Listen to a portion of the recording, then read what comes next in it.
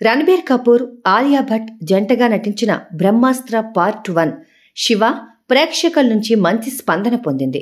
ఈ సినిమా విడుదలైనప్పటి నుంచి దాని సీక్వెల్ కోసం అభిమానులు ఆసక్తిగా ఎదురుచూస్తున్నారు. తాజాగా రణబీర్ కపూర్ బ్రహ్మాస్త్ర 2వ భాగం గురించి కీలక ప్రకటన చేశారు. ఆలియా భట్ పుట్టినరోజు సందర్భంగా ఆమె రణబీర్తో కలిసి మీడియాతో ప్రత్యేకంగా సమావేశమైంది. ఈ సందర్భంగా రణబీర్ మాట్లాడుతూ బ్రహ్మాస్త్ర 2 గురించి అయాన్ ముఖర్జీ చాలా కాలంగా కలలు కంటున్నారు. ఇప్పుడు ఆయన వార్ 2పై పనిచేస్తున్నారు.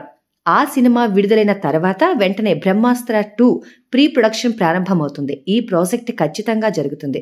ఇంకా అధికారిక ప్రకటనలు చాలా వరకు చేయలేదు, కానీ త్వరలోనే ఆసక్తికరమైన అప్డేట్స్ వస్తాయి అని వెల్లడించాడు. ఇప్పటికే 2023లో అయాన్ ముఖర్జీ బ్రహ్మాస్త్ర 2 మరియు బ్రహ్మాస్త్ర 3 విడుదల తేదీలను ప్రకటించారు. 2వ భాగం 2026 డిసెంబర్లో విడుదల అవ్వనుండగా 3వ భాగం 2027లో రాబోతోంది.